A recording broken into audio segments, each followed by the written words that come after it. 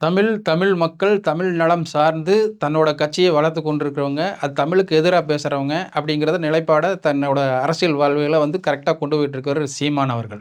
ஒண்ணா தமிழுக்கு எதிரா பேசுனீங்கன்னா, உன் ஓட்டு எனக்கு தீட்டு.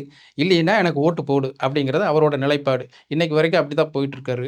தன்னோட கூட இருக்கிற தம்பிமார்களையும் வந்து ஒரு கொள்கை ரீதியா வந்து இயற்கை வளங்கள எப்படி பேணி காக்கணும், அதே சமயத்தில பொருளாதார ரீதியா எப்படி நாட்ட சீரமைக்கணும் அப்படிங்கிற விஷயத்த தான் அடுத்தடுத்து பேசிட்டு போயிட்டுருக்காரு.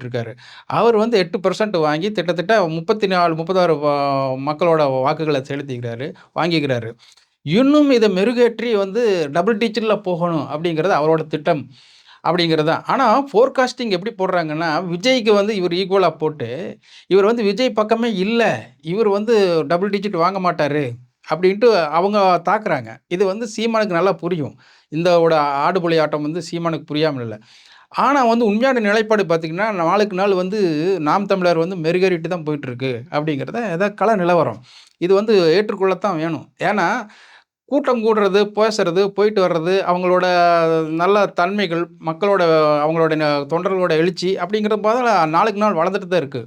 ஸோ வந்து 30% எனக்கு வரும்ன்னு சொல்லிட்டு நீங்க இவ்வளவு தெனாவட்டா பேசுறபோது, 8% வாங்கினேன் ஏற்கனவே வந்து நான் டபுள் டிஜிட்ல போறேன்னு சொல்றதுல என்ன இதில என்ன இருக்கு?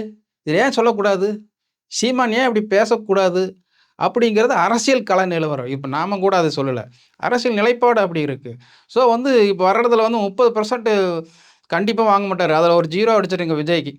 ஆனா வந்து டபுள் டிஜிட்ல போறாரு சீமான் அப்படிங்கிறது வந்து கள நிலவரம்.